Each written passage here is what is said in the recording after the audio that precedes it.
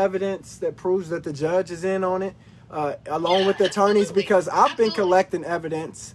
And the thing about this, and this is what gets me with Louisville, and this is what makes me mad, is because we need the people, you know what I mean? We need the people to pay attention and to wake up with us, right? And for some reason, you know, the world chose to pay attention to Breonna Taylor's case, which I understand because the girl was murdered. And on top of that, the cameras was involved and the news was all involved. But my thing is, with the Breonna Taylor case, there's been so many other, including yourself, including myself. But because we survive and because we're alive, nobody wants to pay attention to our case. But our rights was violated. At the end of the day, I'm of the belief that if I was home, I know they would have killed me, because if they would have kicked in my door, you know, how my girlfriend told me it went down at the time, I know for a fact I would have got killed, because I know my reaction. My reaction would have got me killed. So thank God I wasn't home, because I would have been another Breonna Taylor. It would have been Kendrick Wilson who got killed. And on top of that, same thing with your situation. They didn't kill you, thank God, but they killed your dog. And at the same time, shots was fired in the vicinity as your son and your daughter, but yet somehow... And they held my daughter hostage for a long-ass time. The whole time the detective was outside telling me my daughter wasn't in the house. Mind you, my daughter's room was the first room they went into. So what they were trying to do was make me believe they had killed my daughter. Right. Yeah, they wanted to paint that picture. They were trying to pump fear into you. They had killed my daughter. Yeah. And this is the main detective that basically planned all this stuff to come in my home and do what they did. And then while I was outside the whole time, they were screaming at me and just calling us out our names and stuff like that. You know, my son was kind of just, he just shut down. Like, he was just not there. And then finally, when they finally drugged my daughter out, like, oh, man. Like, I don't even know what they were doing to her the whole time they had her in the house. But he was telling me that my daughter wasn't in the house. So basically the whole time I'm thinking in my heart, I know they've killed her because I heard all the shots. You know what I'm saying? Right. So it just makes me mad. It just makes me mad because we need... Like, oh, her dog was killed. Oh, yeah, my dog was killed, but they didn't tell you everything else that happened in there. Right. And it upsets me because nobody cares to pay attention to this stuff. Like, you know, just so happened, I thank God that, you know, I was able to, you know, become aware of your case and your situation. But what's so intriguing about your case is you actually have your case in the federal courthouse. So that means the feds paid it attention.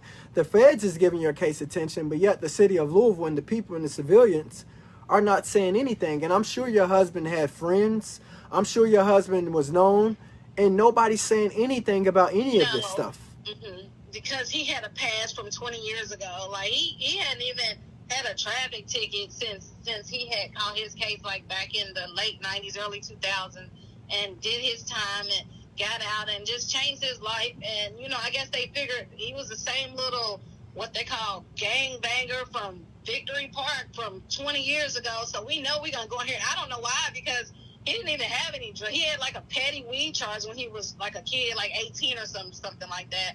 But besides that, like, all his cases were, like, violent stuff. You know, he had been in the streets since so he was, like, he actually really never had a history of drugs other than a petty weed charge. No. Right. So that's what made me, like I was confused, because it's like, I noticed that they were panicking. He noticed they were panicking. He noticed that after a while, they were going to do anything to basically make what they had done right, because they saw how traumatized we was. And he went into his defense mode is to try to finesse these people to get them away from my family before they kill us. So basically they coerced him, and basically he befriended them, you know, was doing anything. He was like, look, man, whatever y'all want me to do, just please leave my family alone, take me to jail. So that statement is what made him go to jail. It wasn't nothing after he ever did. It was what he said. And of course, all the stuff that they claimed he did, they claimed he gave drugs to a girl. The girl took the drugs to Oldham County and gave them to her friend, and her friend died. Come to find out, this happened 60 days earlier. And of course, they didn't even know his name when they came to my home. So how is his name all over his discovery? Like, every paper, every document that they submitted into his discovery for his case was pretty much fabricated all the way down to the girl's autopsy. And that's what's report. going on in my case, and that's what I found. And so messy. Like I could literally call the place who did the forensic scientists that did the reports for right. the girls, whatever, autopsy reports. I called them and they basically told me, like, no, this isn't what it was. This is what it is. And you can actually go on the website, put the numbers in, and it'll tell you. So, like, all that stuff was fabricated. And then they used one of the people that they used, the doctors that they used, he had already been in the news early on in the early 2000s for basically making, you know, reports for LMPD right. just by going by what they say, what they tell them to do.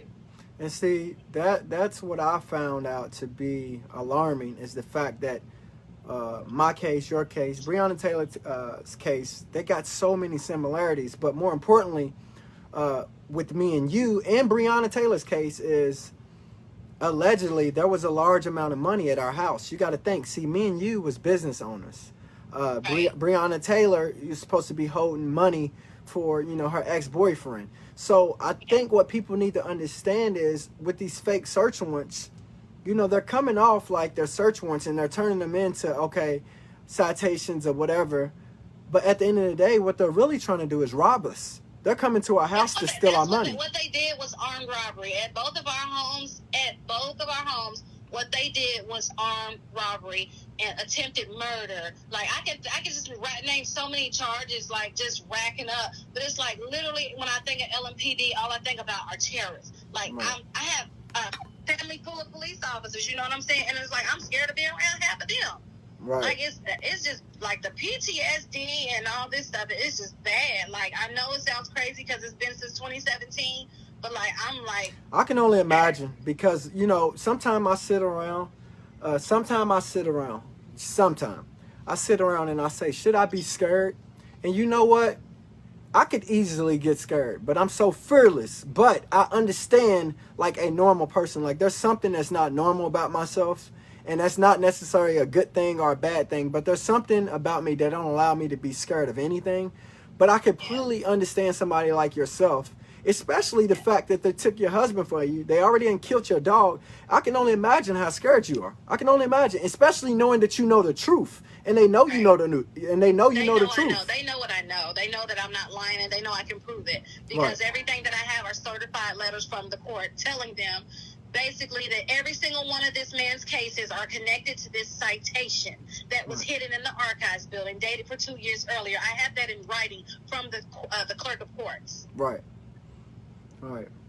Well, like I said, to me, you know, I know you're on your job, you know, because I've looked over and looked into your case and seen exactly what's going on. You're on it. You're kind of like single-handedly handling things. I know you got attorneys or whatever, but from what I've noticed and from what I've seen, you've done more work than any attorney has ever done for you. And then, more importantly, your husband is in prison still off the back of falsified paperwork.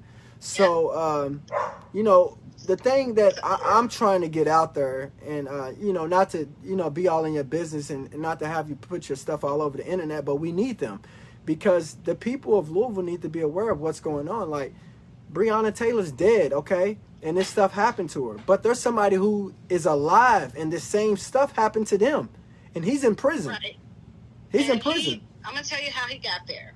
So basically, because he had this past from 20 years ago or whatnot, his attorney basically told him, look, they're not going to care nothing about all of this fake shit that they've done.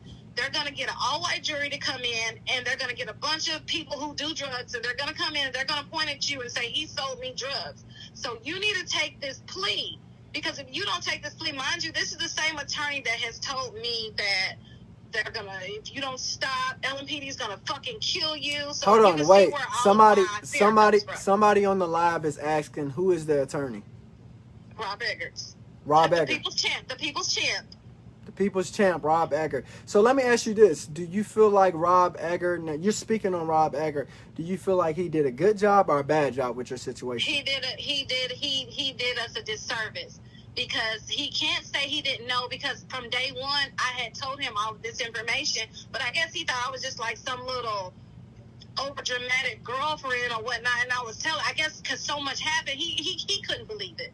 Like, nah, they didn't do all that. She just wants her little boyfriend to come home. You know what I'm saying? But then once I started sending him the documents and all the proof, he was like, no, I checked this, I checked that. Come on, dude. The least you could have done was check to see if they had a freaking search warrant. This man went to jail under a fucking citation. And I will tell you There this, was no search warrant. as good of an attorney that Rob Egger is, because what's crazy is I got Rob Egger too.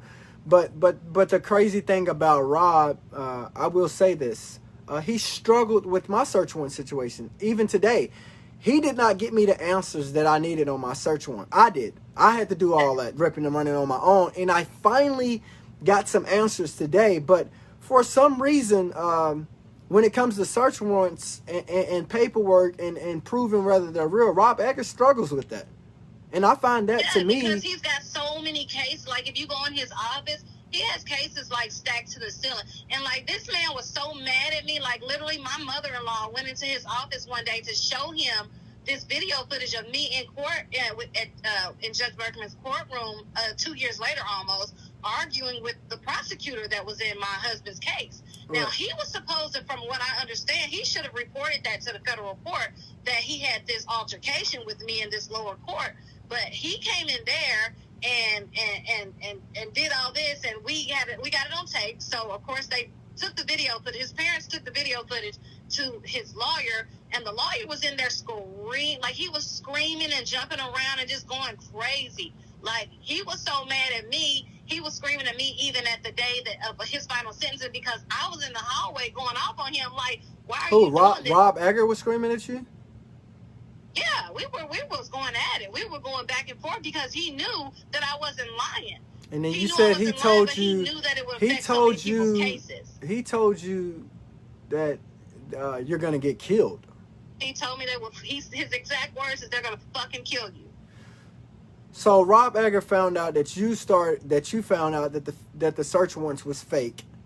And it was all because I was trying to pursue my insurance claim so I can get all this stuff paid for. And that's what I'm trying to do. I'm trying to get my insurance stuff together because my house has been damaged. So upon you doing all this stuff and discovering that the search warrants was fake and all that stuff, and then you bring it to Rob Egger's attention, he tells you that they're gonna fucking kill you if you don't be quiet, pretty much. Pretty much. That was exactly what he told me. So they came into the courtroom and they said, okay, we're going to drop all these charges, but all we want you to do is basically plead to a lower level drug charge and say you are like a lower level drug dealer, and for you to say, what the hell did they say? They said that they found a phone in my home. 2 years later, mind you, almost 3 years later, they come up with this new plan. Well, we found a phone in her home, in one of his work trucks or something like that. 3 years later, now mind you, none of these phones were on the receipts that they did leave a copy of the receipt at my home from everything they took, which was nothing but like bullshit, like papers out of my file cabinets and stuff like that. Right. And things, that had to do with my son's employees and things like that through the state.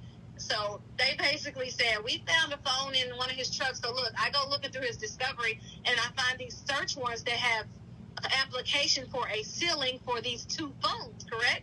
So the sealing, how are these sealed search warrants when I have copies of them? So I took those warrants to the federal courthouse and I said, can you look these up for me and tell me when these were filed? And then he looks them up and he's like, we don't have these. I don't know. And he's like, and I don't understand how you would have something that's sealed. And mind you, it was sealed. The request for the sealing was 5 and 8 months after my husband. That's what I'm saying. We got more in common than you know. So look, check this out. With my case, I did the same thing. I went down to the federal courthouse and I asked them. I said, hey, can y'all give me any information that on the search warrant that was executed on my home back in October 2019? You know what the federal courthouse told me? There's nothing in our records. Then I called Kentucky State Records to ask them about it. There's nothing in our records. Nobody, they have everything. Yeah, and if it's not in records, then it doesn't exist. Exactly. If it's not in records, then it means what they did was illegal. So they basically pulled what I like to call a ghost search warrant, a search warrant that nobody knows about. And what I'm saying is, What I'm trying to explain to people, because this is what happened with Breonna Taylor. I know what happened to Breonna Taylor. This is what they do. It's a robbery. And when they can't pull off the robbery, they are terrorists. Exactly. So when they can't pull off the robbery correctly, then they print the paperwork and make it like it was a search warrant. But really what it is, it's a robbery gone wrong. Yeah, basically that's what happened at Breonna Taylor's case. It was a robbery that went left. Exactly. And you know, and I know. I didn't go out and I didn't protest, you know, during all of her situation because I didn't want to make her situation about me. But listen, they told me, they said, listen, go to our personal private investigator. This is what the courts told us. Go to LMPD's private investigator and ask her if a warrant exists for your address. I have 2 emails from their private investigator after talking to her of her sending back to me saying that it doesn't exist. So why am I still here almost 4 years later when I have evidence from their own freaking private investigator saying there was never a warrant for my home? Not to pull you in on the Breonna Taylor situation, but with you being a paralegal and you knowing how to read paperwork and you knowing, you know, what type of steps need to be taken for search warrants to be executed. I went on a rant. Everybody in Louisville knows, you know, I pretty much, according to the people, went crazy over this Breonna Taylor situation, right? But what I discovered, and I know this is what you know, that search warrant that they had for Breonna Taylor was not real. It was not real. It was a fake search warrant. Listen, if it was real, then the number one, one of the rules for those search warrants, when you apply for a search warrant, the person that applied for it has to be the person that executes it. So why did this man who appeared later, why wasn't he there? He applied for it, so where was he at? Exactly. Why would that doesn't make sense? But more importantly, the Matrix. The Matrix. That's the thing that nobody talks about when it comes to Breonna Taylor's situation. The Matrix. Well, they don't know. Well, you know, her attorneys, they're not dumb. They knew all this stuff. That's why they settle so fast. Right. You know, but they have to tell the public what they have to tell the public because they don't need us in an uproar, going crazy, tearing their shit up. At the end of the day, they make money off of locking us up, and they need us to be good and let them do what they want to do, and that's it. You know what I mean?